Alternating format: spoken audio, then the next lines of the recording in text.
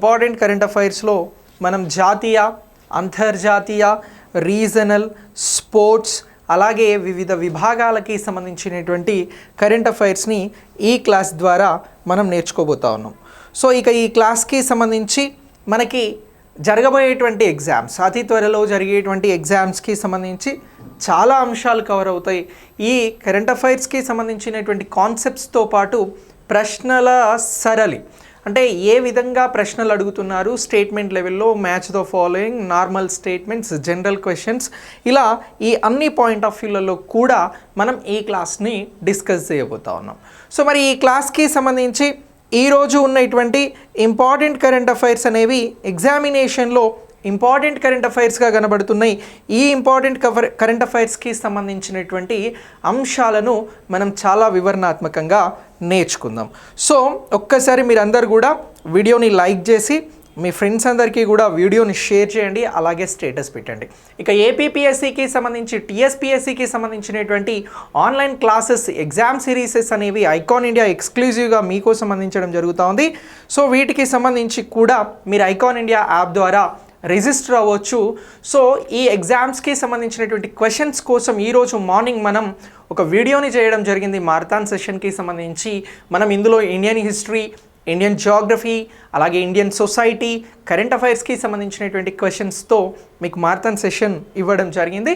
So దానికి సంబంధించిన వీడియోను మీరు ఛానల్లో పొందవచ్చు. ఇక మనం ఈరోజు ముందుగా కరెంట్ అఫైర్స్కి సంబంధించి ఏ అంశం గురించి డిస్కస్ చేయబోతా ఉన్నాము అని అంటే, ఈరోజు కరెంట్ అఫైర్స్లో మనం ముందుగా డిస్కస్ చేయబోతున్నటువంటి టాపిక్ వచ్చి, మాట్లాడే ముందు ఒక్కసారి ఈరోజు మనం ఇస్తున్నటువంటి మేజర్ టాపిక్స్ గురించి మాట్లాడదాం.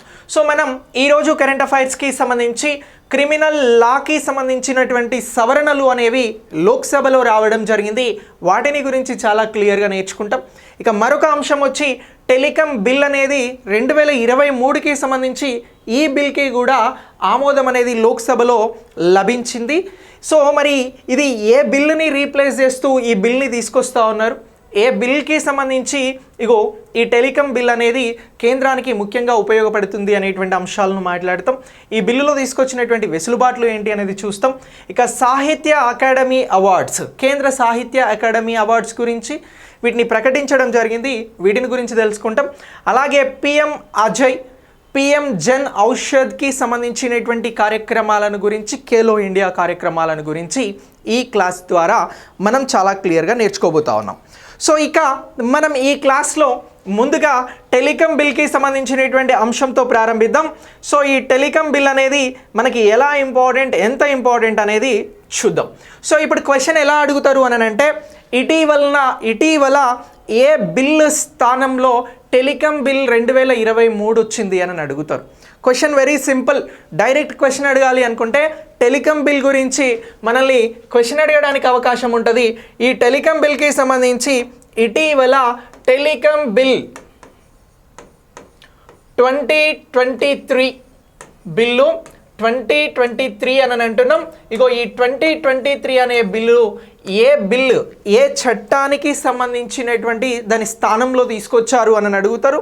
ఇలా అడిగితే మనం ఆన్సర్ చేయాల్సినటువంటి అంశం ఏమిటి అని అంటే, దీనికి సంబంధించి ఇగో ఈ టెలికాం బిల్ 2023 అనేది ఇప్పుడు ఎందుకు మాట్లాడుతున్నాము అని అంటే, దీనికి లోక్సభలో ఆమోదం అనేది లభించింది. సో మన భారత పార్లమెంట్కి సంబంధించి మనకి కేంద్రంలో తీసుకొచ్చేటువంటి చట్టాలు ఏవైతే ఉన్నాయో ఇగో వీటికి లోక్సభ అలాగే రాజ్యసభ అనేవి వెరీ వెరీ ఇంపార్టెంట్. సో ఈ రెండు సభలు ఆమోదం తెలిపిన తర్వాత, ఏదైనా బిల్లుకి ఇవి ఆమోదం తెలిపిన తర్వాత చివరిగా వీటికి ఆమోదం ముద్ర వేసేది ఎవరు అని అంటే రాష్ట్రపతి. సో మరి ఈ కాన్సెప్ట్లో ఇగో లోక్సభలో, ఈ సభలో టెలికాం బిల్ 2023కి ఆమోదం అనేది లభించడం జరిగింది. ఏం లభించింది అని అంటున్నాం, ఆమోదం అనేది లభించింది. నేను ఒక క్వశ్చన్ అడిగిన, ఈ బిల్కి సంబంధించి ఏ చట్టం స్థానంలో ఈ బిల్లును తీసుకొస్తున్నారు అని అంటే, భారతదేశంలో బ్రిటిష్ రాజ్ వ్యవస్థలో, అంటే బ్రిటిష్ వారు భారతదేశాన్ని పరిపాలిస్తున్నటువంటి సమయంలో టెలిగ్రాఫ్ చట్టం అనేది తీసుకురావడం జరిగిందండి. ఏ చట్టాన్ని తీసుకొచ్చారు? భారతీయ టెలిగ్రాఫ్ చట్టం అనేది తీసుకురావడం జరిగింది. ఇగో ఈ భారతీయ టెలిగ్రాఫ్ చట్టం అనేది ఎప్పుడు వచ్చింది అని కూడా మనల్ని ఇక్కడ క్వశ్చన్ అడగడానికి అవకాశం ఉంటుంది. అలా అడిగితే 18th సెంచరీకి వెళ్ళాలి. సో ఇది మనకి 1885లో తీసుకొచ్చినటువంటి చట్టం. అంటే సుమారు 130 సంవత్సరాల చరిత్ర కలిగినటువంటి ఈ భారతీయ టెలిగ్రాఫ్ చట్టాన్ని ఈ చట్టం స్థానంలో తీసుకొస్తున్నటువంటి చట్టమే టెలికాం బిల్ 2023 అని చెప్పేసి గుర్తుంచుకోవాలి. ఓకే, సో ఇలా ఈ టెలికాం బిల్ అనేది భారతదేశంలో తీసుకొచ్చినటువంటి అంశం అనేది మనకి చాలా చాలా ఇంపార్టెంట్. దీనికి లోక్సభలో ఆమోదం లభించింది, నెక్స్ట్ రాజ్యసభలో ఆమోదం పొందుతుంది, తర్వాత రాష్ట్రపతి దీనికి ఆమోద ముద్ర వేస్తారు. ఇలా ఈ బిల్లు వచ్చినట్లుగా మీరు భావించాల్సి ఉంటుంది. మరి ఈ భారతీయ టెలిగ్రాఫ్ చట్టాన్ని 1885లో తీసుకొచ్చారు అని అంటున్నాం. ఇది 1885లో ఎప్పుడు స్టార్ట్ అయింది అని అంటే అక్టోబర్ 1న ఇగో ఈ చట్టం అనేది రావడం జరిగింది. మరి బ్రిటిష్ రాజ్ వ్యవస్థలో బ్రిటిష్ వారు ఎందుకోసం ఈ చట్టంను చేశారు, టెలిగ్రాఫ్ చట్టంను చేయడం వెనుక ముఖ్యమైనటువంటి ఉద్దేశం ఏంటి అని అంటే భారతీయ ఉపఖండానికి సంబంధించి ఏది అని అంటున్నాం, ఇగో భారత ఉపఖండంలో పట్టు సాధించేందుకోసం ఇగో ఈ బ్రిటిష్ వారికి సంబంధించినటువంటి ఈ ఇన్ఫర్మేషన్ అనేది ఒక దగ్గర నుంచి ఒక దగ్గరికి చాలా సులభతరంగా వెళ్ళేందుకోసం ఈ చట్టాన్ని 1885 అక్టోబర్ 1న అమల్లోకి తీసుకురావడం జరిగింది. అలా వచ్చిన చట్టమే ఇగో ఈ భారతీయ టెలిగ్రాఫ్ చట్టం 1885. ఈ చట్టాన్ని రీప్లేస్ చేస్తూ ఇప్పుడు తీసుకొస్తున్నటువంటి చట్టమే టెలికాం బిల్ 2023. ఇది లోక్సభలో ఆమోదం పొందింది అని అంటున్నాం. మరి భారత ఉపఖండంలో పట్టు సాధించేందుకోసం అని చెప్పేసి ఇగో అప్పుడు ఎవరైతే బ్రిటిష్ వారు ఉన్నారో వారు తీసుకొచ్చినటువంటి చట్టంలో ఏ అంశాలను ముఖ్యమైనటువంటి అంశాలుగా పరిగణించడం జరుగుతూ ఉంది అనేటువంటి అంశాన్ని కూడా ఇక్కడ మనం చూడాల్సి ఉంటుంది. సో ఇందులో ఈ చట్టం దేనిని గురించి చెప్తా ఉంది అని అంటే ఏదైతే వైర్డ్ టెలిగ్రాఫ్ ఒక 6 అంశాలను గుర్తుంచుకోవాల్సి ఉంటుందిరా. సో ఇప్పుడు భారతీయ టెలిగ్రాఫ్ చట్టానికి సంబంధించి భారతదేశంలో ఇప్పుడు కొత్తగా వస్తున్నటువంటి టెలికాం బిల్కి సంబంధించి ఏ అంశాలపైన ఫోకస్ చేస్తారు అని అంటే ఇగో ఈ అంశాలను గురించి చెప్పాల్సి ఉంటుంది. ఏమని అంటున్నాం, ఇగో టెలికాం బిల్లు 2023 అని చెప్పేసి గుర్తుంచుకోండి. ఈ బిల్లు పరిధిలో లేదా ఈ చట్టం పరిధిలో ఇప్పుడు ప్రస్తుతం ఇది పార్లమెంట్లో ఉంది కాబట్టి బిల్ అని అంటున్నాం. నెక్స్ట్ ఇదే ఏమవుతుంది మనకి చట్టంగా వస్తుంది. సో ఇప్పుడు ఈ బిల్లు పరిధిలో ఏ అంశాలు ఉంటవి అని అంటే ఒకటి wired service, next wireless service, 2 ఏమని అంటున్నాం వైర్లెస్ సర్వీస్, కమ్యూనికేషన్కి సంబంధించినటువంటివి ఇవి. ఓకే, ఇక నెక్స్ట్ దీంతో పాటు మరొకటి ఏంటి అని అంటే టెలిఫోన్లు, 3వది ఏమంటున్నాం టెలిఫోన్లు అని అంటున్నాం. నెక్స్ట్ 4 టెలి లైన్లు అని అంటున్నాం. ఇక నెక్స్ట్ దీనితో పాటు మరొకటి ఏంటి అని అంటే సో రేడియో కమ్యూనికేషన్ అని అంటున్నాం. రేడియో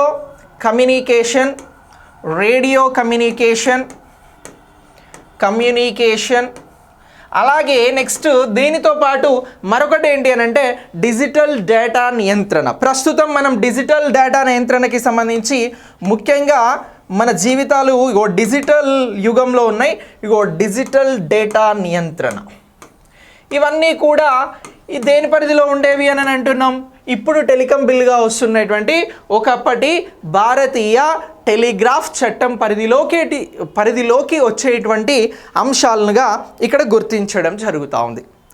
సో ఇలా ఇగో దీనికి సంబంధించి ఈ అన్ని సర్వీసులు కూడా దేని పరిధిలోకి వస్తాయి అని అంటే ప్రస్తుతం టెలికాం బిల్ 2023కి సంబంధించినటువంటి దానిలోకి వస్తాయి. మరి ఎందుకోసం ఇప్పుడు ఈ బిల్కి సంబంధించి సవరణలు చేస్తూ ఈ బిల్లును రీప్లేస్ చేస్తూ ఉన్నారు అనేది కూడా మనం ఇక్కడ కీలకంగా గుర్తించాల్సినటువంటి అంశం. క్వశ్చన్ ఎలా అడుగుతారు అని అంటే ఇటీవల భారతదేశంలో టెలికాం బిల్లు 2023 అనేది వచ్చింది, దీని ముఖ్య ఉద్దేశం ఏమిటి అని అడుగుతారు. ఉద్దేశాలని గుర్తించండి అని అడుగుతారు స్టేట్మెంట్ లెవెల్లో క్వశ్చన్. అలా అడిగితే మనం చెప్పాల్సినటువంటి ఆన్సర్ ఏమిటి అని అంటే ఒక 3 నుంచి 4 అంశాలను కీలకంగా గుర్తుంచుకోవాలి.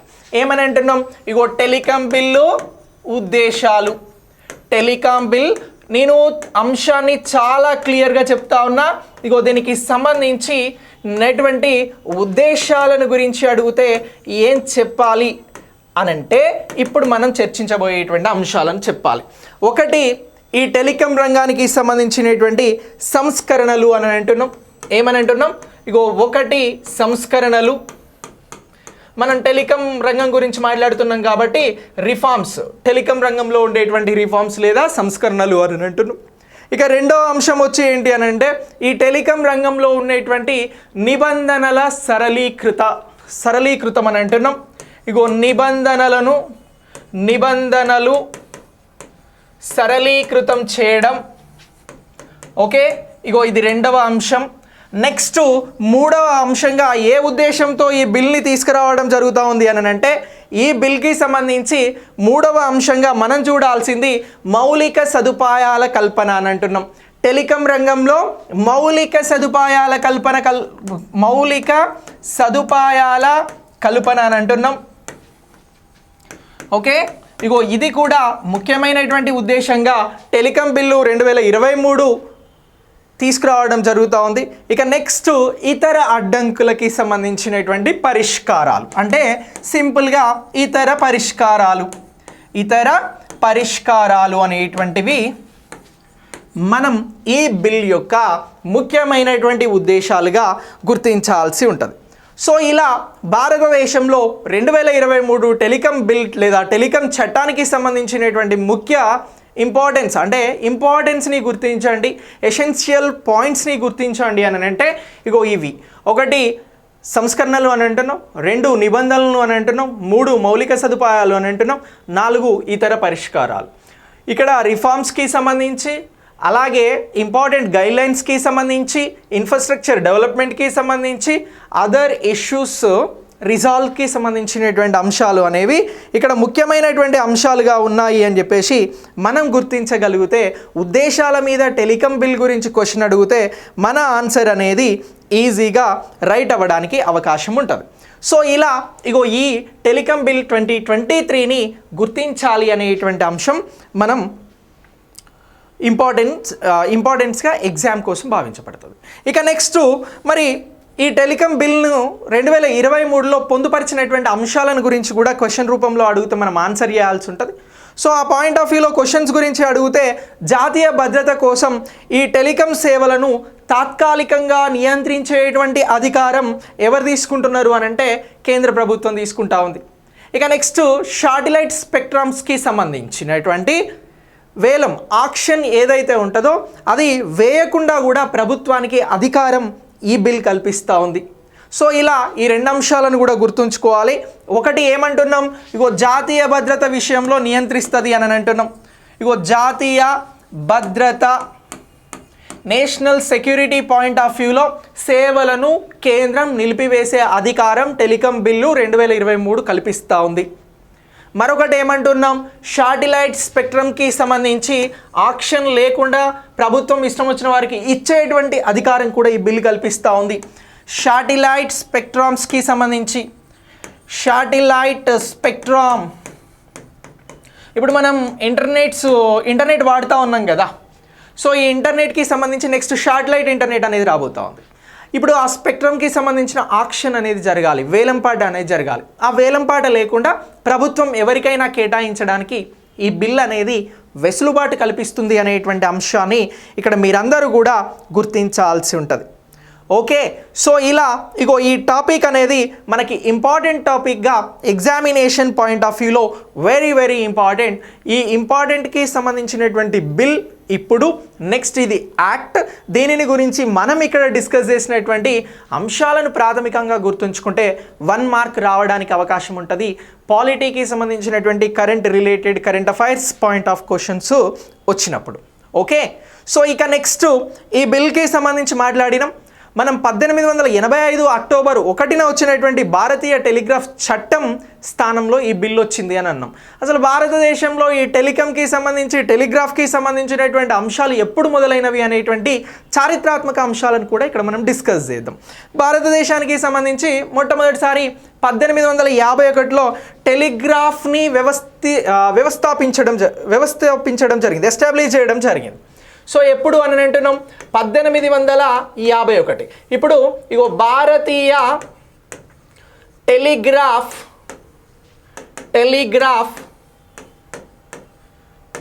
చట్టం చారిత్రాత్మక నేపథ్యం గురించి మాట్లాడదాం. ఏమంటున్నాం? చారిత్రాత్మక నేపథ్యము అని అంటున్నాం. ఇగో ఈ నేపథ్యంకి సంబంధించి మనం కొన్ని విషయాలను మాట్లాడాలి. ఎప్పుడు అని అంటున్నాం 1851లో ఇగో టెలిగ్రాఫ్ అనేది వ్యవస్థీకరించడం జరిగింది. టెలిగ్రాఫ్ అనేది వ్యవస్థీకరించారు. ఓకే, ఇక నెక్స్ట్ దీని తర్వాత ఈ బ్రిటిష్ వారు ఎక్కువగా కమ్యూనికేషన్ అయ్యి వారిపైన జరిగేటువంటి దాడులు కానీ వారికి సంబంధించినటువంటి ఇన్ఫర్మేషన్ని పాస్ చేసుకోవడం కోసం ఇగో ఈ చట్టాన్ని కమ్యూనికేషన్ కోసం తీసుకొచ్చినటువంటి చట్టంగా మనం పరిగణిస్తూ ఉన్నాం. ఇలా మొదటిసారి ఇది వ్యవస్థీకరించిన తర్వాత 1854లో ట్రాన్స్ ఇండియా టెలిగ్రాఫ్ అనేది పూర్తి చేశారు. ఎప్పుడు అని అంటున్నాం 1854, అంటే ఒక 3 సంవత్సరాల తర్వాత ట్రాన్స్ ఇండియా టెలిగ్రాఫ్ అనేది పూర్తి చేయడం జరిగింది. టెలిగ్రాఫ్ అనేది పూర్తి చేశారు. ఓకే, సో ఇక నెక్స్ట్ ఇది పూర్తి అయిన తర్వాత నెక్స్ట్ ఏం చేశారు అని అంటే బిల్ని తీసుకురావడం జరిగింది. ఒక 30 సంవత్సరాల తర్వాత బిల్ని తీసుకొచ్చిర్రు. అలా 1885 అక్టోబర్ 1న భారతీయ టెలిగ్రాఫ్ చట్టం అనేది వచ్చింది. 130 ఏళ్ల చరిత్ర కలిగినటువంటి ఈ బిల్లును స్థానంలో ఇప్పుడు టెలికాం 2023 బిల్లు అనేది రావడం జరుగుతూ ఉంది. ఇలా ఈ అంశాలు అనేవి మనకి చాలా చాలా ఇంపార్టెంట్. ఈ టెలికాం చట్టానికి సంబంధించి టెలికాం బిల్ 2023కి సంబంధించి ఇది దీనికి సంబంధించినటువంటి మొత్తం కంటెంట్. ఓకే, అర్థమైందా? Yes, thank you so much. ఇక్కడి వరకు మీకు క్లాస్ అర్థమైందా? ఇది టెలికాంకి సంబంధించినటువంటి మొత్తం అంశం. ఓకే, సో మీరంతా ఒక లైక్ చేసి వీడియోని షేర్ చేయండి. Right, because very good. So ఇక నెక్స్ట్ దీని తర్వాత మనం మరొక టాపిక్ గురించి మాట్లాడదాం. మరొక టాపిక్ ఏంటి అని అంటే క్రిమినల్ లా సవరణల గురించి మాట్లాడదాం రా. ఇది కూడా కరెంట్ పాలిటీలో మీకు చాలా చాలా ఇంపార్టెంట్. క్రిమినల్ లా సవరణలను గురించి పక్కగా ఎగ్జామ్లో క్వశ్చన్ అడుగుతాడు. క్వశ్చన్ కూడా ఎట్లా అడుగుతాడో నేను నా గెస్ చెప్తాను, మీకు 100% అలా క్వశ్చన్ రావడానికి అవకాశం ఉంటుంది. ఇప్పుడు భారతదేశానికి సంబంధించి క్రిమినల్ లాస్ ఏవైతే ఉన్నాయో ఈ క్రిమినల్ లా సవరణ అని అంటున్నాం. ఇగో ఈ సవరణ ఎప్పుడు తీసుకొస్తున్నారు అని అంటే 2023లో తీసుకొస్తున్నారు. కాబట్టి ఇగో ఇలా ఈ అంశాన్ని మనం గుర్తుంచుకోవాల్సి ఉంటుంది. ఇప్పుడు సవరణ ఆల్రెడీ క్రిమినల్ లాస్కి సంబంధించినటువంటి చట్టాలు అనేవి భారతదేశంలో ఉన్నాయి. ఈ భారతదేశంలో ఉన్నటువంటి ఈ చట్టాలకి సంబంధించి ఇప్పుడు సవరణలు అనేవి చేస్తూ ఉన్నారు. ఈ సవరణలకి సంబంధించి ఇటీవల కొన్ని చట్టాలకి పేరు మార్చిరు. ఆ చట్టాలను సరిగా జతపరచండి అని అడుగుతాడు. సో ఒక సైడ్ ఏమి ఇస్తారు అని అంటే ఇండియన్ పీనల్ కోడ్ అని ఇస్తారు. మరొకటి ఏమి ఇస్తారు అని అంటే ఇండియన్ ఎవిడెన్స్ యాక్ట్ అని ఇస్తారు. అలాగే మరొకటి ఏమి ఇస్తారు అని అంటే కోడ్ ఆఫ్ క్రిమినల్ ప్రొసీజర్ అని చెప్పేసి ఇవ్వడానికి అవకాశం ఉంటుంది. ఇలా ఈ 3 అంశాలు ఇచ్చి ఈ చట్టాలకి ఇటీవల సవరణలో భాగంగా ఏ పేర్లను నిర్ణయించారు అని అంటారు. సో ఒకటి ఏమని అంటున్నాం, ఇండియన్ పీనల్ కోడ్ అని అంటున్నాం. సింపుల్గా దీన్ని ఐపీసీ అని అంటాం మనం. ఇగో ఇండియన్ పీనల్ కోడ్ అనేటువంటి చట్టం మనకు ఎప్పుడు తీసుకురావడం జరిగింది అని అంటే బ్రిటిష్ వారి టైంలో 1860లో వచ్చిందిరా. ఎప్పుడు అని అంటున్నాం 1860లో వచ్చింది. ఇప్పుడు క్రిమినల్ లా సవరణలో భాగంగా దీనికి ఏమని పేరు పెడుతున్నారు అని అంటే ఇక నుంచి భారతదేశంలో ఐపీసీ అని పిలవద్దు. మరి ఏమని పిలవాలి సవరణ ప్రకారము అని అంటే భారతీయ న్యాయ సంహిత అని చెప్పేసి పిలవాల్సి ఉంటుంది. దీన్ని ఏమని అంటున్నారు, భారతీయ న్యాయ సంహిత అని పిలవాలి అని చెప్పేసి చెప్పడం జరిగింది. సో దీనినే బిఎన్ఎస్ అని చెప్పేసి పిలుస్తారు. అంటే ఇప్పుడు మనకి ఐపీసీ స్థానంలో ఇటీవల ఏమొచ్చింది అని అంటే బిఎన్ఎస్ అని చెప్పాలి. సో ఇప్పుడు ఇక నెక్స్ట్ మరొకటి ఏమంటున్నాం, ఇండియన్ ఎవిడెన్స్ యాక్ట్ అని అంటున్నాం. ఏ యాక్ట్ అని అంటున్నాం? Indian evidence act. Indian evidence act అనేది ఉంది. ఇది మనకు 1872లో తీసుకొచ్చినటువంటి చట్టం రా బ్రిటిష్ వారు. దీనికి కూడా పేరు మార్చడం జరిగింది. సో దీనికి ఏమని పేరు మార్చినారు అని అంటే భారతీయ సాక్ష్య బిల్లు అని అంటున్నాం. ఏమని అంటున్నాం? భారతీయ సాక్ష్య బిల్లు. భారతీయ సాక్ష్య బిల్లు అని అంటున్నాం. ఓకే, దీనిని బిఎస్ఎస్ అని అంటున్నాం రా. ఓకే, సో ఇలా ఈ భారతీయ సాక్ష్య బిల్ అనేది ఒకటి తీసుకురావడం జరిగింది. ఇక నెక్స్ట్ మూడోది ఏమంటున్నాము అని అంటే కోడ్ ఆఫ్ క్రిమినల్ ప్రొసీజర్ అని అంటున్నాం. సో ఇప్పుడు కోడ్ ఆఫ్ క్రిమినల్ ప్రొసీజర్కి సంబంధించి ఈ చట్టాన్ని బ్రిటిష్ వారు ఎప్పుడు తీసుకొచ్చిర్రు అని అంటే 1898లో తీసుకురావడం జరిగిందిరా. సో ఎప్పుడు తీసుకొచ్చిర్రు అని అంటున్నాం? 1898లో తీసుకొచ్చిర్రు. ఇది క్వశ్చన్ ఎలా వస్తుందో కూడా నేను చెప్తా. 100% వస్తుంది క్వశ్చన్ ఎగ్జామ్లో. Be ready for that. So ఇప్పుడు దీన్ని ఏమని పిలుస్తూ ఉన్నారు అని అంటే భారతీయ నాగరిక్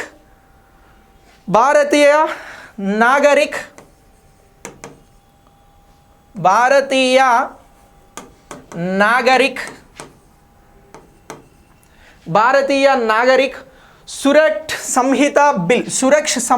సంహిత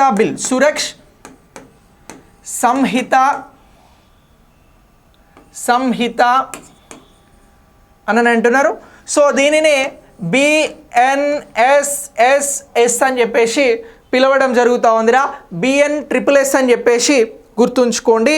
సో ఇలా ఈ బిల్లులకి ఇక్కడ ఉన్నటువంటి ఇండియన్ పీనల్ కోడ్కి, ఇండియన్ ఎవిడెన్స్ యాక్ట్కి, ఇక్కడ నెక్స్ట్ క్రిమినల్ ప్రొసీజర్కి సంబంధించినటువంటి వాటికి పేర్లను మారుస్తూ లోక్సభ ఈ బిల్లులకి సవరణలు చేయడం జరిగింది. మళ్ళీ ఇవి మనకు చట్టాలుగా కనబడతాయి. సో ఇప్పుడు నేర్చుకుంటే సరిపోతుంది. ఇటీవల ఐపీసీకి పెట్టినటువంటి పేరేమిటి? కొత్త జరిగిన సవరణల ప్రకారం అనంటే భారతీయ న్యాయ సంహిత అని చెప్పాలి. ఇక ఇండియన్ ఎవిడెన్స్ యాక్ట్కి ఏమని పెట్టారు అని అంటే భారతీయ సాక్ష్య సంహిత బిల్ అని చెప్పాలి. నెక్స్ట్ క్రిమినల్ ప్రొసీజర్కి సంబంధించి ఏమని పేరు పెట్టారు అంటే భారతీయ నాగరిక సురక్ష సంహిత అని చెప్పేసి పేర్లు పెట్టడం జరిగింది. ఈ పేర్లను గుర్తుంచుకోవాలి. ఇప్పుడు ఇటు ఐపీసీ, ఇటు ఇండియన్ ఎవిడెన్స్ యాక్ట్, ఇటు క్రిమినల్ ప్రొసీజర్ ఇచ్చి ఇటు వీటిని జిగ్జాగ్గా ఇస్తారు. అంటే కిందిది పైకి కిందిది అట్లా ఇస్తారు. ఓకేనా? వాటి స్థానం మార్చి ఇస్తే మనం ఈ అంశాలను క్లియర్గా గుర్తుంచుకుంటే మనం ఈజీగా మ్యాచ్ చేస్తాం. లేకపోతే క్వశ్చన్ ఇలా కూడా అడుగుతారు. Indian penal code, Indian evidence ప్రొసీజర్కి సంబంధించినటువంటి చట్టాలు ఇటీవల సవరించబడ్డాయి. ఇవి ఎప్పుడు రావడం జరిగింది, ఏ సంవత్సరంలో వీటిని తీసుకురావడం జరిగింది అని అడుగుతారు. ఇండియన్ పీనల్ కోడ్ 1860 వచ్చింది. ఇండియన్ ఎవిడెన్స్ యాక్ట్ 1872లో వచ్చింది. క్రిమినల్ ప్రొసీజర్ అనేది 1893లో రావడం జరిగింది. ఈ మూడు కూడా మనకి 18th సెంచరీకి సంబంధించినటువంటి బిల్స్. బ్రిటిష్ వారు తీసుకురావడం జరిగింది. బ్రిటిష్ వారి పాలన భారతదేశంలో అంతమే ఆల్మోస్ట్ 75 సంవత్సరాలు అవుతుంది. ఇంకా బ్రిటిష్ వారు రూపొందించినటువంటి పేర్లనే మనం వాడడం సరైనది కాదు అని చెప్పేసి ఈ పేర్లను మార్చడం జరిగింది. అలా క్రిమినల్ లాకి సంబంధించినటువంటి సవరణలు జరిగాయి అనేటువంటి అంశాన్ని మనం ఇక్కడ ప్రత్యేకంగా గుర్తుంచుకోవాల్సి ఉంటుంది. ఓకే, ఇక నెక్స్ట్ ఈ బిల్లుల ద్వారా, ఈ సవరణల ద్వారా మరికొన్ని అంశాలను ఇక్కడ ప్రత్యేకంగా మనం గుర్తుంచుకోవాలి. వీటిని కూడా ఎగ్జామ్స్లో అడుగుతారు. ఈ చట్టాలను మార్పు చేసినారు అని అంటున్నాం. ఈ మార్పులలో పొందుపరిచినటువంటి ముఖ్యమైనటువంటి అంశాలను గురించి మాట్లాడాల్సి వస్తే తీవ్రవాదానికి సంబంధించినటువంటి టెర్రరిస్ట్ నేరాలకి సంబంధించి టెర్రరిస్ట్ నేరాలు అనేవి క్రిమినల్ చట్టాల పరిధిలోకి తెచ్చారు. ఇటీవల క్రిమినల్ లా సవరణ సందర్భంగా క్రింది అంశాలను పరిగణించండి అని క్వశ్చన్ అడుగుతారా. అడిగినప్పుడు తీవ్రవాద నేరాలు దేని పరిధిలోకి వస్తాయి సవరణల ప్రకారం అని అంటారు. తీవ్రవాదానికి సంబంధించినటువంటి అంశాలు అనేవి దేని పరిధిలోకి వస్తవి అని అంటే క్రిమినల్ లా పరిధిలోకి వస్తవి అని చెప్పేసి మీరు గుర్తించాల్సి ఉంటుంది. ఇటీవల సవరణలకి సంబంధించి ఈ అంశాన్ని క్రిమినల్ చట్టాల పరిధిలోకి తీసుకొచ్చారు అనేది వెరీ వెరీ ఇంపార్టెంట్. ఇక భారతదేశంలో కొంతమంది ఎక్కువగా మాట్లాడితే ప్రభుత్వాలపైన మాట్లాడినప్పుడు దేశద్రోహం అనేటువంటి కేసులు పెట్టేవారు. ఇది బేసిక్గా బ్రిటిష్ వారు భారతదేశ స్వతంత్ర ఉద్యమంలో పాల్గొనేటువంటి వారు అతివాదులు ఎవరైతే ఉంటారో వారిని అణగదొక్కేందుకు దేశద్రోహానికి సంబంధించినటువంటి చట్టాన్ని తీసుకురావడం జరిగింది. ఇగో ఈ సవరణల ప్రకారం దేశద్రోహానికి సంబంధించినటువంటి చట్టాన్ని ఏం చేసిర్రు, దేశద్రోహం అనేటువంటి చట్టాన్ని ఇగో తొలగించడం జరిగిందిరా. ఇగో ఈ దేశద్రోహం అనేటువంటిది ఏదైతే ఉందో దీన్ని తొలగించారు అని అంటున్నాం. ఏం చేశారు, తొలగించారు, రిమూవ్ చేశారు, సో ఎరాడికేట్ చేయడం జరిగింది. ఓకే, ఇప్పుడు కొత్త క్రిమినల్ లా సవరణలు అమెండ్మెంట్స్కి సంబంధించి దేశద్రోహం అనేటువంటిది ఉందా అని అంటే లేదు అని అంటున్నాం. ఓకే, వీడియోని ఒక్కసారి లైక్ చేసి మీరు షేర్ చేయండి, స్టేటస్ పెట్టండి, వెరీ వెరీ ఇంపార్టెంట్. చాలా మంచి కంటెంట్ నేను ఇస్తున్నాను, మీరు అలా ఫీల్ అవుతున్నారా లేదా కూడా కామెంట్ బాక్స్లో చెప్పండి. ఇక నెక్స్ట్ సామూహిక దాడులు. ఇటీవల మణిపూర్ లాంటి రాష్ట్రాలలో సామూహిక దాడులు జరిగినాయి కదా, అలాంటి దాడులకు ఎవరైనా పాల్పడితే భారతదేశంలో మరణశిక్ష విధిస్తాము అని అంటున్నారు. దేనికి సంబంధించి అని అంటున్నాం, సామూహిక దాడులకి పాల్పడితే మరణశిక్ష అనేది మీకోసం వెయిట్ చేస్తుంది. ఓకే, సో ఇలా మరణశిక్ష అనేది ఇటీవల క్రిమినల్ లా సవరణలో భాగంగా దేనికోసం తీసుకొచ్చారు అని అంటారు, సామూహిక దాడులకు పాల్పడేటువంటి వారికి మరణశిక్షలు విధిస్తాము అని చెప్పేసి ఈ బిల్ ద్వారా, ఈ సవరణ ద్వారా చేర్చడం జరిగింది. ఇగో ఇలా ఈ 3 బిల్లులకి సంబంధించి లోక్సభ అనేది ఆమోదం తెలపడం జరిగిందిరా. ఇక కొన్నిసార్లు హాస్పిటల్స్ ముందు పెద్ద పెద్ద గొడవలు అవుతూ ఉంటాయి. డాక్టర్ ట్రీట్మెంట్ చేస్తున్నప్పుడు పేషెంట్ చనిపోతాడు, కావాలనే డాక్టర్ చంపిండు, లేదా కావాలని చంపినా కూడా ఆ డాక్టర్కి సంబంధించి హాస్పిటల్కి సంబంధించి నానా గందరగోళం అనేది జరుగుతుంది. సో ఇలా డాక్టర్లు వైద్యం చేస్తున్నప్పుడు ఎవరైనా పేషెంట్ చనిపోతే, సో ఈ డాక్టర్ కారణంగా పేషెంట్ చనిపోయిండు అనేటువంటి అంశాన్ని క్రిమినల్ ప్రాసిక్యూషన్ పరిధిలోకి తీసుకురావద్దు. వైద్యుడిని క్రిమినల్ ప్రాసిక్యూషన్లోకి తీసుకురారు, వైద్యులను క్రిమినల్ ప్రాసిక్యూషన్లోకి తీసుకురారు అనేటువంటి అంశాన్ని కూడా మీరు ఇక్కడ చాలా క్లియర్గా గుర్తించాల్సి ఉంటుంది. సో ఇలా గుర్తించినట్లయితే మీకు ఈ పాయింట్ ఆఫ్ వ్యూలో వీటిని స్టేట్మెంట్స్గా అడుగుతారా, ఇది స్టేట్మెంట్ నెంబర్ 1, ఇది 2, ఇది 3, ఇది 4 అవుతుంది. సో అప్పుడు మనం దీనిని గురించి తెలుసుకున్నాం కాబట్టి ఈజీగా ఆన్సర్ అనేది చేయగలుగుతాం. సో ఇలా ఇగో ఈ అంశం అనేది very very important. Examination point of వ్యూలో ఎక్కడైనా క్వశ్చన్ వస్తే మీరు చాలా సులువుగా ఆన్సర్ చేసే ప్రయత్నాన్ని చేయండి. తప్పకుండా చేస్తే మీకు ఏమైంది అని అంటే దీనికి సంబంధించి 1 మార్క్ వస్తుంది. ఓకే, ఇలా ఈ క్రిమినల్ లాకి సంబంధించినటువంటి సవరణలు జరిగినవి అనేటువంటి అంశాన్ని మీరు గుర్తుంచుకోండి. ఇక నెక్స్ట్ కేంద్ర సాహిత్య అకాడమీ అవార్డులను గురించి మాట్లాడదాం. సో ఇప్పుడు భారత ప్రభుత్వం ఏం చేసింది అని అంటే సాహిత్య అకాడమీ అవార్డ్స్ని ప్రకటించడం జరిగిందిరా. సాహిత్య అకాడమీ అవార్డ్స్. సో ఇప్పుడు ఈ అవార్డ్స్ అనేవి ఎప్పుడు ఎవరు అందజేస్తారు అని అంటే ఇగో 2024. ఇప్పుడు ఈ అవార్డ్స్ ఏ ఇయర్కి సంబంధించి అని అంటున్నాం, 2023 సంవత్సరానికి సంబంధించి. ఈ అవార్డ్స్ని అందించలే, జస్ట్ ప్రకటించారు. ఈ అవార్డ్స్ని ఎప్పుడు అందజేస్తారు అని చెప్పేసి ఎక్కడైనా క్వశ్చన్ అడిగారు అనుకోండి మిమ్మల్ని, మీరు చెప్పాల్సినటువంటి ఆన్సర్ ఏమిటి అని అంటే ఇగో ఈ అవార్డ్స్ని 2024 జనవరి 9వ తేదీన రాష్ట్రపతిగా ఉన్నటువంటి ద్రౌపది ముర్ము గారు అందజేస్తారు అని గుర్తుంచుకోవాలి. ఎవరు ద్రౌపది ముర్ము గారు అందజేస్తారు అనేటువంటి అంశాన్ని మీరందరూ కూడా గుర్తుంచుకోవాలి. సో ఇప్పుడు ఈ కేంద్ర సాహిత్య అకాడమీకి సంబంధించి ఈ జ్యూరీ ఏదైతే అంటే ఎవరైతే అవార్డుకి ఎంపిక చేసేటువంటి జ్యూరీ ఉందో ఇగో ఈ జ్యూరీకి సంబంధించి ఇది మొత్తం 24 విభాగాలలో 24 భాషలలో సాహిత్యాన్ని ప్రోత్సహించేందుకు 24 భాషలకి సంబంధించి ఇగో అవార్డ్స్ కోసం జ్యూరీ మెంబర్స్ని ఎంపిక చేయడం జరిగిందిరా. అవార్డులను సిఫారసు చేయడం జరిగింది. ఇటీవల ఇచ్చినటువంటి కేంద్ర సాహిత్య అకాడమీ అవార్డ్స్కి సంబంధించి జ్యూరీ ఎన్ని భాషలలో అవార్డ్స్ని సిఫారసు చేసింది అని అంటారు. సింపుల్గా మీరు చెప్పాల్సినటువంటి ఆన్సర్ 24 భాషలకి సంబంధించినటువంటి రైటర్స్ని ప్రోత్సహించేందుకు వారికి ఎంకరేజ్మెంట్ ఇచ్చేందుకోసం 24 భాషలకి సంబంధించినటువంటి వారి కోసం సిఫారసులు చేయడం జరిగింది అనేటువంటి అంశాన్ని ఇక్కడ మనం గుర్తుంచుకోవాల్సి ఉంటుంది. అయితే మనకి హిందీ జాతీయ భాష, ఇంగ్లీష్ అనేది ఇంటర్నేషనల్ లాంగ్వేజ్, తెలుగు అనేది మన లాంగ్వేజ్ కాబట్టి ఈ 3 భాషలలో ఏ రచయితలకు వారు రాసినటువంటి ఏ నవల్స్కి లేదా ఏ షార్ట్ స్టోరీస్కి వాటి టైటిల్స్ ఏంటి అనేది ఒకసారి చూద్దాం. Very very important. మరి ఈ అవార్డ్స్ని భారతదేశంలో ఎప్పుడు స్థాపించారు, ఎవరిస్తున్నారు అనేది తెలుసుకొని ఆ బుక్స్ ఏంటివి, రైటర్స్ ఎవరు, ఎవరికి అవార్డ్స్ వచ్చినాయి అనేది మాట్లాడదాం. భారతదేశంలో 1954 మార్చి 12న ఈ అవార్డ్స్ అనేవి స్టార్ట్ చేసారు. ఎప్పుడు అని అంటున్నాం? 1954 మార్చు 12వ తేదీన అవార్డ్స్ అనేది ప్రారంభించడం జరిగింది. ఈ అవార్డ్స్ని భారతదేశంలో ఎవరిస్తున్నారు అని అంటే కేంద్ర సాంస్కృతిక మంత్రిత్వ శాఖ, కేంద్ర సాంస్కృతిక మంత్రిత్వ శాఖ అనేది ఈ అవార్డ్స్ని ఇవ్వడం జరుగుతుంది. సాంస్కృతిక మంత్రిత్వ శాఖ అనేది ఈ అవార్డ్స్ని ఇవ్వడం జరుగుతూ ఉంది. ఓకే, సో ఈ శాఖకి సంబంధించి ప్రస్తుతం ఎవరు మంత్రిగా ఉన్నారు అని అంటే కిషన్ రెడ్డి గారు, మన రాష్ట్రం నుంచి ఉన్నటువంటి కిషన్ రెడ్డి గారు ఈ శాఖకి సంబంధించినటువంటి మంత్రి బాధ్యతలను నిర్వహించడం జరుగుతుంది అని మీరు అందరూ కూడా గుర్తుంచుకోవాలి. సో ఇప్పుడు ఈ మంత్రిత్వ శాఖ పరిధిలోనే ఈ అవార్డ్స్ అనేవి ప్రకటించడం జరిగింది. మరి ఈ అవార్డ్స్కి సంబంధించి ఇంగ్లీష్ నవల్స్కి గాను రిక్వియం ఇన్ రాగా రాంకీ అనేటువంటి రైటింగ్కి గాను ఈ అవార్డ్ని ప్రకటించడం జరిగిందిరా. ఎవరికి అని అంటున్నాం? శరణ్ గౌర్ గారికి. ఎవరికి అని అంటున్నాం? ఇగో శరణ్ గౌర్ గారికి అవార్డు అనేది లభించింది. ఇది ఏ భాషలో అంటున్నాం? ఇంగ్లీష్కి సంబంధించినటువంటి భాషలో. ఈయన రాసినటువంటి నవల పేరు ఏమని అంటున్నాం? రిక్వియం ఇన్ రాగా రాంకీ. ఇగో రిక్వియం ఇన్ రాగా రాంకీ అనేటువంటిది ఇతను రాసినటువంటి నవల.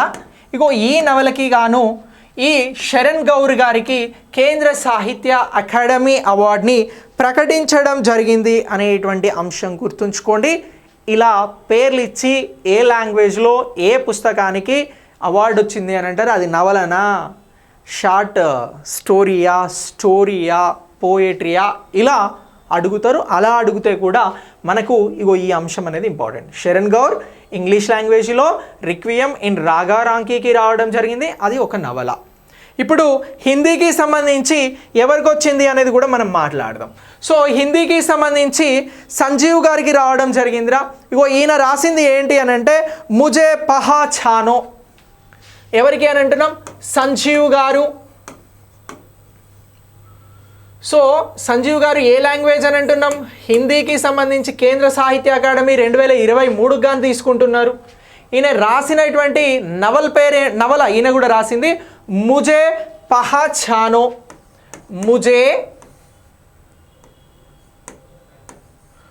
ముజే పహాచానో అనేటువంటి నవల ఉంది.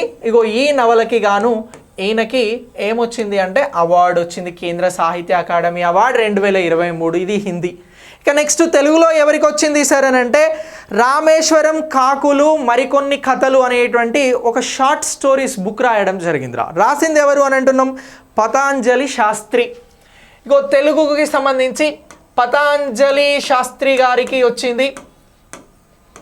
పతాంజలి శాస్త్రి గారికి సాహిత్య అకాడమీ అనేది తెలుగు భాషలో రావడం జరిగింది. సో ఈయన ఏం రాశారు? తెలుగుకి సంబంధించినటువంటి భాషలో ఈయన రాసినటువంటి ఈ షార్ట్ స్టోరీకి సంబంధించినటువంటి దాని నేమ్ ఏంటి, టైటిల్ ఏంటి అని అంటే రామేశ్వరం కాకులు మరికొన్ని కథలు. రామేశ్వరం కాకులు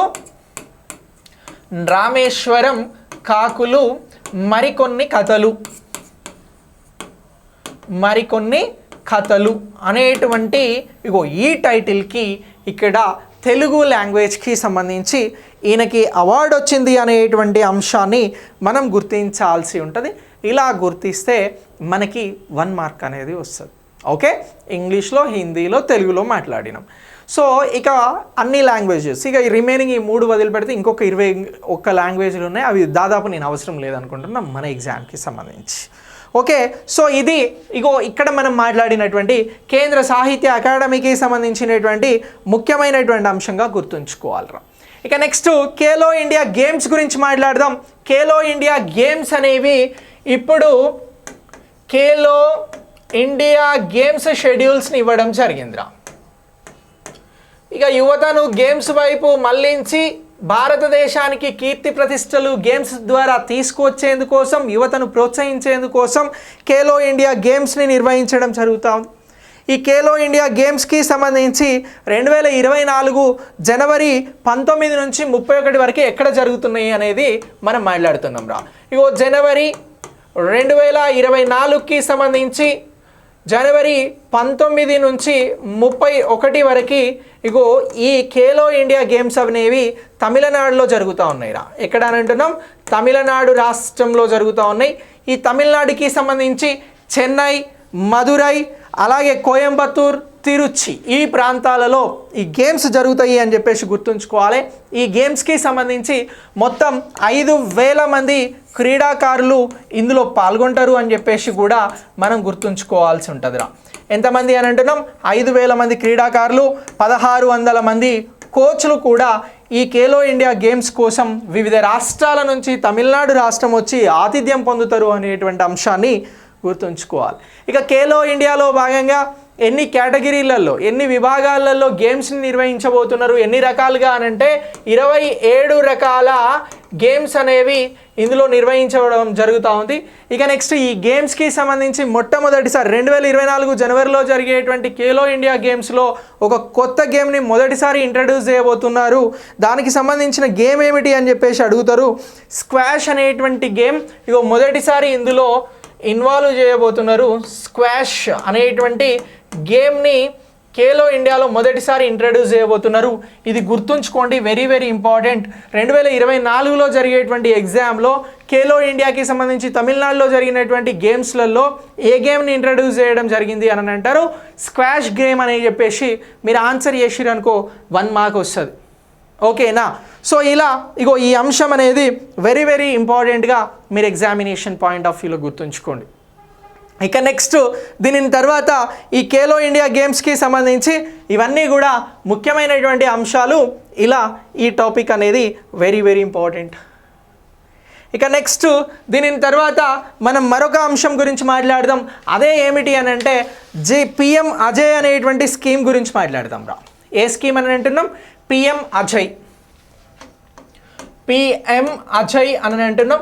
ఇగో ఈ PM అజయ్ అనేటువంటి స్కీమ్ దేనికి సంబంధించింది అని చెప్పేసి మిమ్మల్ని సింపుల్ క్వశ్చన్ అడుగుతారు. ఒకసారి మీకు ఏమైనా తెలిస్తే మీ ఆన్సర్ని కమెంట్ బాక్స్లో పోస్ట్ చేయండి. PM అజయ్ అనేటువంటి స్కీమ్ దేనికి సంబంధించింది? Post your answer.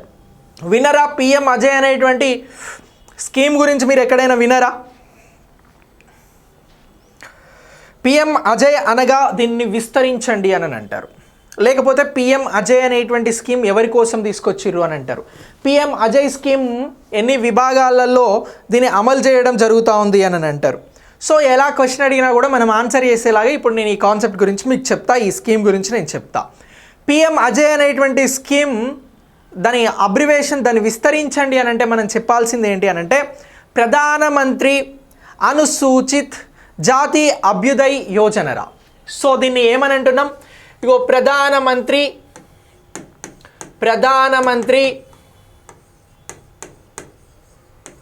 అనుసూచిత్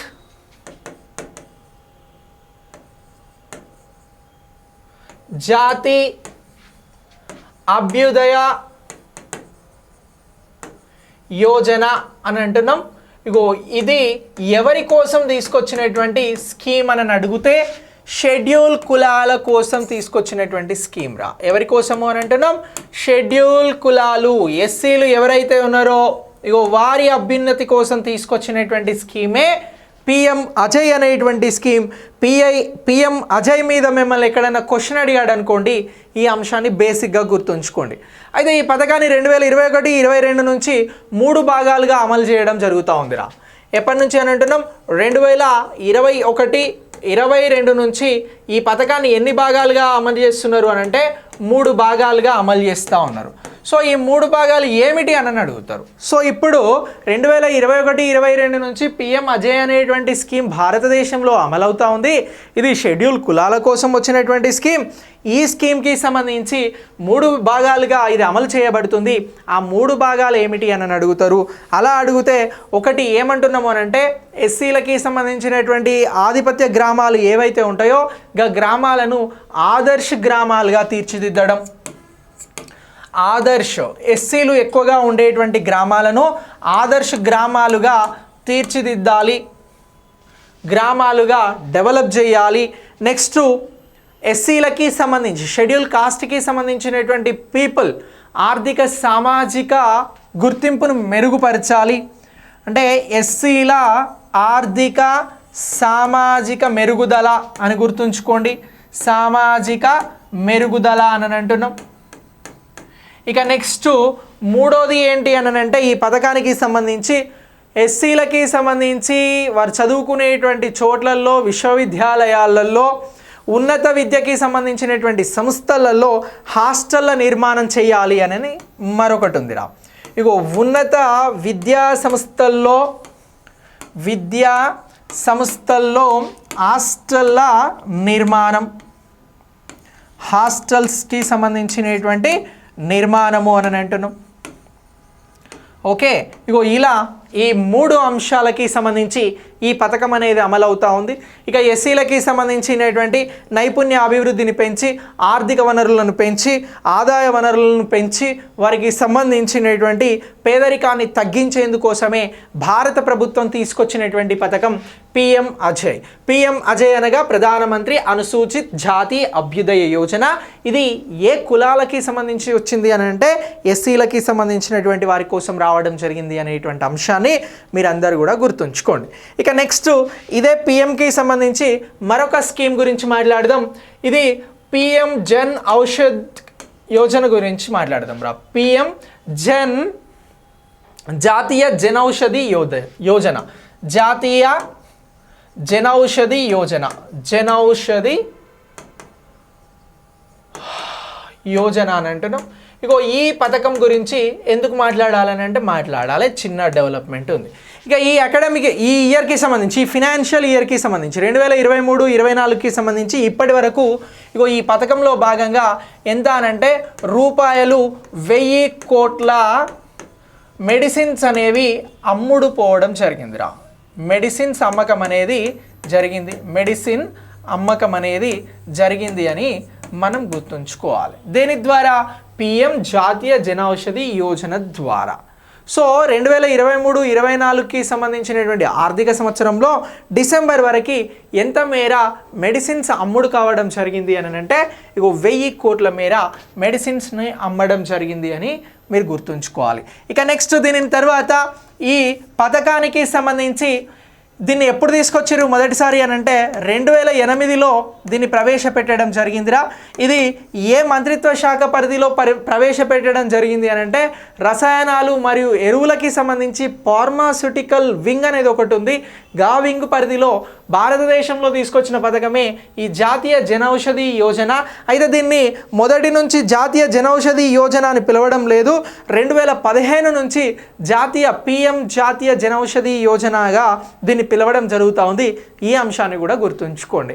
ఇప్పుడు ఎక్కువ స్టాల్స్ని ఏర్పాటు చేసి రైల్వే స్టేషన్లలో కూడా ఈ జనౌషధికి సంబంధించినటువంటి స్టాల్స్ని ఏర్పాటు చేసి మెడిసిన్స్ని అందుబాటులోకి తీసుకొస్తున్నారు. అతి తక్కువతో పేదలకి ఎక్కువ మెడిసిన్ ఖర్చులు కాకుండా ఉండేందుకోసమే ఈ పథకాన్ని భారతదేశంలో ప్రవేశపెట్టడం జరిగింది. ఇలా ప్రవేశపెట్టినటువంటి ఈ పథకానికి సంబంధించినటువంటి అంశం అనేది మనకు అతి ముఖ్యమైనటువంటి అంశంగా కూడా మీరు గుర్తుంచుకోవాలి. ఇది దీనికి సంబంధించినటువంటి అప్డేట్ రా. ఇక నెక్స్ట్ మరొక అంశం గురించి చూద్దాం. అదే ఏంటి అని అంటే నేషనల్ స్పోర్ట్స్ అవార్డ్స్. సో జాతీయ క్రీడా అవార్డులను కూడా ప్రకటించడం జరిగిందిరా. సో ఏమని అంటున్నాం? నేషనల్ స్పోర్ట్స్ అవార్డ్స్ అని అంటున్నాం. National sports awards. సో ఈ అవార్డ్స్ని తీసుకురావడం జరిగింది. ఈ నేషనల్ స్పోర్ట్స్ అవార్డ్స్ని ప్రకటించారు అని అంటే ప్రదానం చేస్తారు.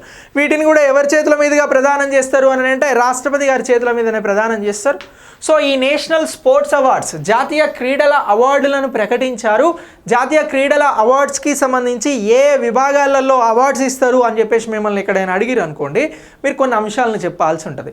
అయితే ఈ అవార్డ్స్ని ఎవరు ప్రకటించారు అని అంటే భారతదేశంలో ఉన్నటువంటి యువజన వ్యవహారాలు అలాగే కేంద్ర క్రీడల మంత్రిత్వ శాఖ అనేటువంటి ఒక శాఖ ఉన్నది. ఈ శాఖ ఈసారి 2023కి సంబంధించి జాతీయ క్రీడా అవార్డులను ఎవరికి అందించబోతున్నామో అనేటువంటి అంశాలను వెల్లడించింది. మరి ఈ క్రీడలకి సంబంధించినటువంటి మంత్రిత్వ శాఖకి బాధ్యత వహిస్తున్నది ఎవరు అని అంటే సో కేంద్రంలో అనురాగ్ సింగ్ ఠాకూర్ రా. సో ఇప్పుడు ఈ మంత్రిత్వ శాఖ ప్రకటించిన ప్రకారం అవార్డ్స్ ఎవరెవరికి వెళ్తున్నాయి, ఎన్ని విభాగాలలో అవార్డ్స్ ఇస్తున్నారు, 2023 క్రీడా అవార్డ్స్కి సంబంధించినటువంటి ప్రత్యేకతలు ఏమిటి అనేది ఒకసారి మనం ఇప్పుడు చూడాల్సి ఉంటుంది. ఓకే, సో ఇప్పుడు యువజన విభాగానికి క్రీడల విభాగానికి సంబంధించి అవార్డ్స్ అనేవి మనం ఈ 2024లో ప్రదానం చేయబోతా ఉన్నారు. ఇగో మేజర్ ధ్యాన్ చంద్ ఖేల్ రత్న అవార్డ్ అనేది ఉందిరా. ఇగో ఇది క్రీడలకి సంబంధించి వెరీ వెరీ ఇంపార్టెంట్. ఏమంటున్నాం, మేజర్ ధ్యాన్ చంద్కి సంబంధించినటువంటి ఖేల్ రత్న అవార్డ్. ఇగో ఈ ఖేల్ రత్న అవార్డుకి ఈ ఎంపిక చేయడం జరిగిందిరా. ఈ 2023 సంవత్సరానికి సంబంధించినటువంటి అవార్డ్స్ ఇవి. సో ఈ అవార్డ్స్ ఎవరికి ఇవ్వబోతున్నారు అని అంటే బ్యాడ్మింటన్కి సంబంధించినటువంటి క్రీడాకారులుగా ఉన్నటువంటి చిరాగ్ చంద్రశేఖర్ షెట్టి ఎవరు అని అంటున్నాం. ఇక ఒకరు చిరాగ్ చంద్రశేఖర్ షెట్టి.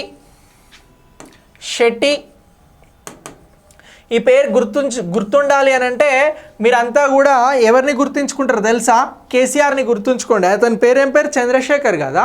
సో ఇటీవల తెలంగాణ ఎన్నికలలో ఓటమి పాలైనటువంటి మాజీ సీఎం చంద్రశేఖర్ గారి పేరు గుర్తుంటే మీకు ఈ పేరు గుర్తుంటుంది. సో సీఎం అని అంటాం కదా, ఇక్కడ కూడా సి అనేది కామన్ లెటర్గా ఉంది చిరాగ్లో. ఓకేనా. సో ఇలా ఈ చిరాగ్ చంద్రశేఖర్ షెట్టి గారికి ఈ రాజీవ్ అనేది పాత పేరు. ఇగో మేజర్ ధ్యాన్ చంద్కి సంబంధించినటువంటి ఖేల్ రత్న అవార్డ్ అనేది ప్రకటించడం జరిగింది. ఈయన 2023 సంవత్సరానికి సంబంధించి బ్యాడ్మింటన్ క్రీడాకారుడుగా ఉన్నాడు. ఇతను ఈ అవార్డు తీసుకోబోతున్నాడు. ఇతనితో పాటు మరొకరికి కూడా ఇచ్చిర్రు, రామ్కి రెడ్డి సాత్విక్ సాయిరాజ్కి ఇవ్వడం జరిగిందిరా. ఇంకొకరు ఎవరు అని అంటున్నాం, రామ్కి రెడ్డి సాత్విక్ సాయి రాజ్. ఓకే, ఇగో మా ఆఫీస్లో సాయి ఉంటాడు, నేనుంటా, ఇది నా పేరు, ఇది సాయి పేరు. సో ఇలా ఇగో ఈ రామ్కి రెడ్డి సాత్విక్ సాయి రాజ్కి సంబంధించినటువంటి పేరుని కూడా గుర్తుంచుకోండి. ఈ పేర్లు ఎందుకు గుర్తుంచుకోవాలి అని ఇంత స్పెసిఫిక్గా చెప్తున్నానంటే ఇద్దరు పేర్లను అడగడానికి అవకాశం ఉంటుంది. క్రీడలకి సంబంధించి ముఖ్యమైనటువంటి అవార్డు ఖేల్ రత్న అవార్డుని ధ్యాన్ చంద్ ఖేల్ రత్న అవార్డుని ఇటీవల 2023కు గాను ఎవరు పొందారు అని అడుగుతారు. అలా అడిగితే మీరు చెప్పాల్సింది ఈ రెండు పేర్లు, ఒకటి చిరాగ్ చంద్రశేఖర్ షెట్టి, మరొకటి రామ్కి రెడ్డి సాత్విక్ సాయిరాజ్ అని అంటున్నాం. ఈ ఇద్దరు కూడా బ్యాడ్మింటన్కి సంబంధించి అని అంటున్నాం రా. బ్యాడ్మింటన్కి సంబంధించినటువంటి క్రీడాకారులుగా ఉన్నారు. వీరిని ఈ విధంగా గుర్తించడం జరిగింది. ఇక మేజర్ ధ్యాన్ చంద్కి సంబంధించినటువంటి ఖేల్ రత్న అవార్డు అనేది ఇలా ఇంపార్టెంట్. 4 సంవత్సరాల నుంచి ఎవరైతే క్రీడలలో అత్యద్భుతమైనటువంటి ప్రతిభను కనబరిచే వారు ఉంటారో వారికి ఈ అవార్డు అనేది అందజేయడం జరుగుతుంది. అయ్యే దీని తర్వాత మరొక ముఖ్యమైనటువంటి అవార్డు ఏంటి అని అంటే అర్జున అవార్డు రా. ఏ అవార్డు అని అంటున్నాం, అర్జున అవార్డు అంటున్నాం. ఈ అర్జున అవార్డు అనేది కూడా ప్రకటించడం జరిగింది. ఈ అర్జున అవార్డుని ఎంతమందికి ప్రకటించిర్రు అని అంటే చాలామందికి ప్రకటించిర్రు. సార్ చాలామంది అంటే ఎంతమంది, 2023కు గాను ఎంపిక కావడం జరిగింది. ఈ అవార్డ్స్ కంటే 26 మంది ఎంపిక అయ్యారు. ఈ ఎంపికైనటువంటి తెలుగు వారికి సంబంధించినటువంటి పేర్లను మీరు జనవరి 9న అంటే 10న పేపర్లు వస్తే ఒకసారి చూసి నోట్ చేసుకోండి. ఇక నెక్స్ట్ దీని తర్వాత ఈ అర్జున అవార్డు తర్వాత ద్రోణాచార్య అవార్డు అనేది కూడా అందజేస్తారు. ద్రోణాచార్య అవార్డు ఎవరికి ఇస్తున్నారు అని అంటే కోచ్లకు ఇస్తారా. ద్రోణాచార్య అవార్డు అనేది ఎవరికి ఇస్తారు అని అంటే ఎవరైతే క్రీడలకి సంబంధించినటువంటి కోచ్లు గురువులు ఉంటారో వారికి ఇస్తారు. ఇగో ఇలా ఇందులో ద్రోణాచార్య అవార్డు అనేది కూడా అందించడం జరుగుతూ ఉంది. సో ఇక ది ధ్యాన్ చంద్ అవార్డు అనే ఒక ప్రత్యేకమైనటువంటి అవార్డు ఉంటుందిరా. ఏమని అంటున్నాం, the Dhyan Chand award. The Dhyan Chand award ఎవరికి ఇస్తారు అని అడుగుతారు. ధ్యాన్ చంద్ అవార్డ్ ఎవరికి ఇస్తారు అని అడుగుతారు. చెప్పుర్రి. ది ధ్యాన్ చంద్ అవార్డ్ అని అంటున్నాం. ది ధ్యాన్ చంద్ అవార్డ్ అనేది ఎవరికి ఇస్తారు అని అంటే ఎవరైతే స్పోర్ట్స్ నుంచి రిటైర్మెంట్ తీసుకున్న తర్వాత కూడా క్రీడల మీద ఆసక్తి ఉండి క్రీడల్ని ప్రమోట్ చేయడం, క్రీడల కోసం కృషి చేయడం చేస్తారో వారికి ది ధ్యాన్ చంద్ అవార్డు ఇస్తారు. ది ధ్యాన్ చంద్ ఖేల్రత్న అవార్డు వేరే, అర్జున అవార్డు వేరే, ద్రోణాచార్య అవార్డు వేరే. ది ధ్యాన్ చంద్ అవార్డు అనేటువంటిది ప్రత్యేకమైనటువంటిది. రిటైర్మెంట్ తీసుకొని క్రీడల ప్రమోషన్స్ కానీ క్రీడల కోసం కృషి చేసే వారు ఎవరైతే ఉంటారో వారికి ఇస్తారు అనేటువంటి అంశాన్ని మనం గుర్తుంచుకోవాలి. ఇక యూనివర్సిటీలకి సంబంధించి బెస్ట్ పర్ఫార్మెన్స్ ఇచ్చేటువంటి యూనివర్సిటీలు ఏవైతే ఉన్నాయో వాటిని గుర్తించి వాటికి ఇచ్చేటువంటి అవార్డు ఏమిటి అని లాస్ట్గా నేను ఒక క్వశ్చన్ అడుగుతున్నా, మీకు వీలైతే మీరు చెప్పండి. సో ఇప్పుడు నేషనల్ స్పోర్ట్స్ అవార్డ్స్కి సంబంధించి 2023 గురించి మాట్లాడుతున్నాం. విశ్వవిద్యాలయాల మధ్యన కూడా విశ్వవిద్యాలయాలలో చదివేటువంటి విద్యార్థులు కూడా స్పోర్ట్స్లో చురుగ్గా పాల్గొంటూ ఉంటారు. సో ఇలా పాల్గొనేటువంటి విద్యార్థులకి సంబంధించి విశ్వవిద్యాలయాలకి సంబంధించి అవార్డ్స్ని ఇస్తారు. నేషనల్ స్పోర్ట్స్ అవార్డ్స్లో భాగంగా ఏ అవార్డుని ఇస్తారు అని చెప్పేసి నేను క్వశ్చన్ అడుగుతా ఉన్నా. ఇదే క్వశ్చన్ రేపు మిమ్మల్ని ఎగ్జామ్లో కూడా అడుగుతారు. ఎగ్జామ్లో అడిగితే మీరు ఏం ఆన్సర్ చేస్తారు, మీ ఆన్సర్ని ఒక్కసారి కమెంట్ బాక్స్లో పోస్ట్ చేయండి. సో ఈ అవార్డ్కి సంబంధించి యూనివర్సిటీల మధ్యన జరిగేటువంటి స్పోర్ట్స్ని, యూనివర్సిటీలు ఇచ్చినటువంటి పర్ఫార్మెన్స్ని బేస్ చేసుకొని అత్యుత్తమ ప్రదర్శనను ఇచ్చేటువంటి యూనివర్సిటీలకి మౌలానా అబుల్ కలాం ఆజాద్ ట్రోఫీని ఇస్తారా. మౌలానా అబుల్ కలాం ఆజాద్ ట్రోఫీ ఎవరికి ఇస్తారు అని అడుగుతాడు మిమ్మల్ని. ఓకేనా? అడిగితే ఇప్పుడు మీకు తెలుసు కాబట్టి మీరు చాలా సులువుగా దీనికి సంబంధించినటువంటి ఆన్సర్ని చెప్పాల్సి ఉంటుంది. సో ఇది ఎవరికి ఇస్తారు అని అంటున్నాం? యూనివర్సిటీలకే అందిస్తారు అని అంటున్నాం. ఎవరికి అని అంటున్నాం? యూనివర్సిటీలకి అందించడం జరుగుతుంది అనేటువంటి అంశాన్ని మీరు గుర్తుంచుకోండి. సో ఇప్పుడు ఇటీవల ప్రకటించినటువంటి జాతీయ క్రీడా అవార్డులు 2023 ప్రధానంగా ఎన్ని విభాగాలలో ఇవ్వబోతున్నారు అని అంటే Dhyan Chand Khel Ratna award. So question ఎట్లా అడుగుతారు అనేది ఒక్కసారి ఇక్కడ చూడండి. 2023కి సంబంధించి జాతీయ క్రీడా అవార్డులను ఇటీవల క్రీడల మంత్రిత్వ శాఖ ప్రకటించింది. ఇందులో ఎన్ని విభాగాలలో ప్రధానంగా అవార్డ్స్ని ప్రదానం చేయబోతున్నారు అని క్వశ్చన్ అడుగుతారు. అడిగితే మీరు ఆన్సర్ చేయాల్సింది 1 Dhyan Chand Khel Ratna award, 2 Arjuna award, 3 Dronacharya award, 4 the Dhyan Chand award, 5 Maulana Abul Kalam ఆజాద్కి సంబంధించినటువంటి ట్రోఫీ అని చెప్పాలి. ఇలా మీరు ఆన్సర్ చేశారు అనుకోండి మీకు 1 మార్క్ వస్తుంది. ఇక దీనికంటే ముందు మనం మాట్లాడినటువంటి మరొక టాపిక్ ఏంటంటే పిఎం జాతీయ జనౌషధి యోజన. ఈ పిఎం జాతీయ జనౌషధి యోజన ద్వారా 2023-24 ఆర్థిక సంవత్సరంలో ఎన్ని కోట్ల రూపాయల మెడిసిన్స్ అమ్మకం జరిగింది అని అంటే మీరు చెప్పాల్సింది రూపాయలు 1000 కోట్లు అని అంటున్నాం. ఇంకా ఇది పెరుగుతుంది. ప్రస్తుతం ఉన్నటువంటి సమాచారం ప్రకారం 1000 కోట్లు 4 డిజిట్స్ అనేవి దాటింది. కాబట్టి ఇలా ఈ అంశాన్ని మనం మాట్లాడుతున్నాం. ఈ పథకం ఎప్పుడు ఏర్పాటైంది భారతదేశంలో అని అంటే పేదలకు తక్కువతో చౌకగా మందులను అందించేందుకోసం 2008లో ఈ పథకాన్ని ప్రారంభించడం జరిగింది.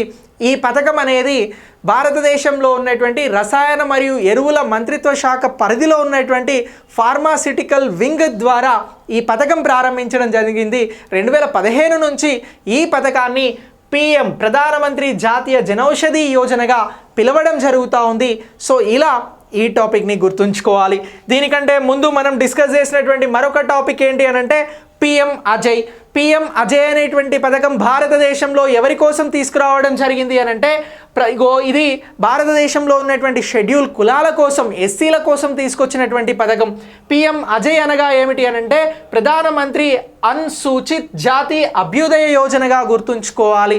షెడ్యూల్ కులాలకి సంబంధించినటువంటి ప్రజలు ఎవరైతే ఉన్నారో వారికి సంబంధించినటువంటి మెజారిటీ ఉన్నటువంటి గ్రామాలను ఇక్కడ డెవలప్ చేయడం అనేది ఒక కాన్సెప్ట్.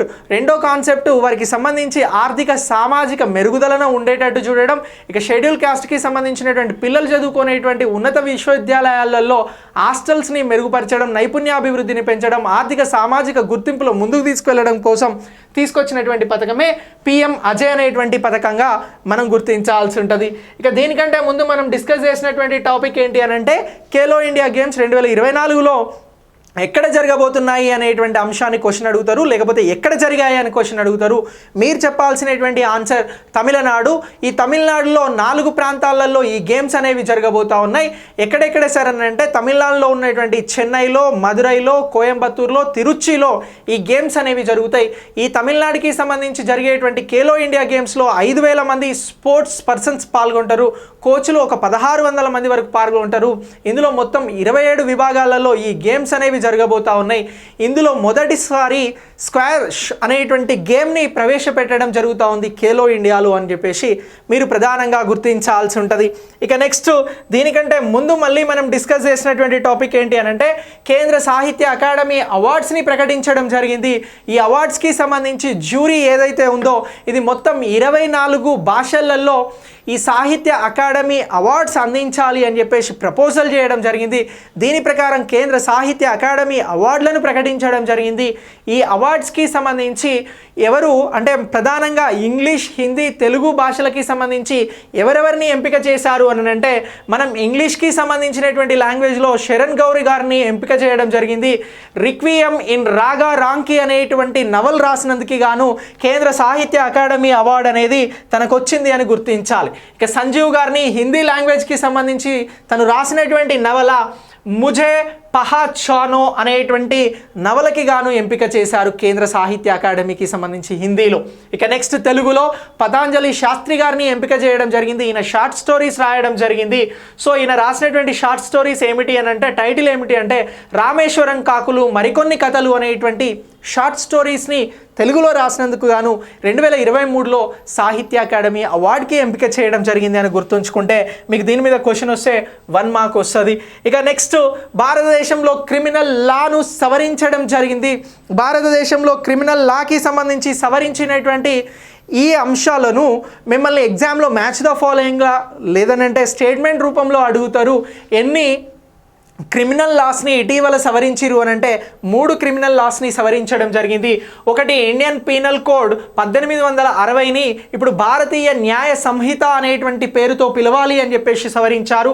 రెండోది ఇండియన్ ఎవిడెన్స్ యాక్ట్ 1872ని భారతీయ సాక్ష్య సంహిత బిల్గా తీసుకురావడం జరిగింది. దాన్నే BSS అని చెప్పేసి పిలుస్తూ ఉన్నాం.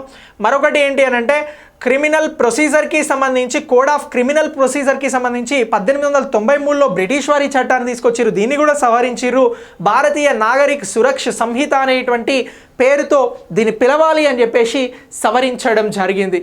సో ఇలా దేశ ద్రోహానికి సంబంధించినటువంటి అంశాన్ని చట్టాన్ని రద్దు చేస్తున్నాము అని చెప్పారు. ఎవరైతే సామూహిక దాడులకు పాల్పడతారో వారికి మరణశిక్షలు కూడా విధిస్తాము అని చెప్పేసి ఈ సవరణ చట్టంలో చెప్పడం జరిగింది. వైద్యులు వైద్యం చేస్తున్నప్పుడు పేషెంట్ చచ్చిపోతే ఒక పేషెంట్కి సంబంధించి చనిపోయినటువంటి వైద్యుడి పైన క్రిమినల్ ప్రొసీజర్లోకి తను రాడు అని చెప్పడం జరిగింది. ఇక తీవ్రవాదులకి సంబంధించినటువంటి అంశాలు ఏవైతే ఉంటాయో అవి క్రిమినల్ ప్రొసీజర్లోకి వస్తవి అని చెప్పేసి చెప్పడం జరిగింది. సో ఇలా ఈ క్రిమినల్ లాకి సంబంధించినటువంటి అంశాలను గుర్తుంచుకోవాలి. ఇక భారతదేశంలో వచ్చినటువంటి చట్టం 1885లో వచ్చినటువంటి చట్టం ఏమిటి అని అంటే భారతీయ టెలిగ్రాఫ్ చట్టం. ఈ 1885లో వచ్చినటువంటి భారతీయ టెలిగ్రాఫ్ చట్టాన్ని దాని స్థానంలో తీసుకొచ్చినటువంటి చట్టమే ఏమిటి అని అడుగుతారు. టెలికాం 2023 చట్టము అని చెప్పేసి మీరు అందరు గుర్తుంచుకోవాలి. భారతదేశంలో టెలికాం చట్టం ద్వారా ఇప్పుడు రీప్లేస్ చేసినటువంటి ఈ చట్టం ద్వారా కేంద్ర ప్రభుత్వం కొన్ని అధికారాలను తీసుకుంటుంది.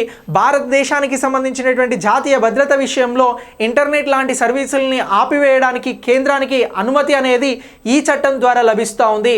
ఇక నెక్స్ట్ శాటిలైట్ స్పెక్ట్రమ్కి సంబంధించినటువంటి ఆక్షన్ లేకుండా ఎవరికైనా కేటాయించేటువంటి అంశంలో కూడా కేంద్ర ప్రభుత్వం ఇక్కడ అధికారం తీసుకోవడం జరుగుతూ ఉంది. సో ఇలా టెలికాంకి సంబంధించి 2023లో వచ్చినటువంటి చట్టం ఏదైతే ఉందో ఇది చాలా చాలా ఇంపార్టెంట్. దీన్ని మీరు బాగా గుర్తుంచుకోండి. ఎగ్జామినేషన్ పాయింట్ ఆఫ్ వ్యూలో ఈరోజు కరెంట్ అఫైర్స్లో భాగంగా ఈ అన్ని అంశాలను మీకు అందించడం జరుగుతుంది. చాలా క్లియర్గా వివరణాత్మకంగా ఈ టాపిక్స్ మొత్తం మీకు అందించడం, మీరు మంచి నోట్స్ చేసుకుంటే మీకు బాగా ఉపయోగపడుతుంది ఎగ్జామినేషన్ పాయింట్ ఆఫ్ వ్యూలో.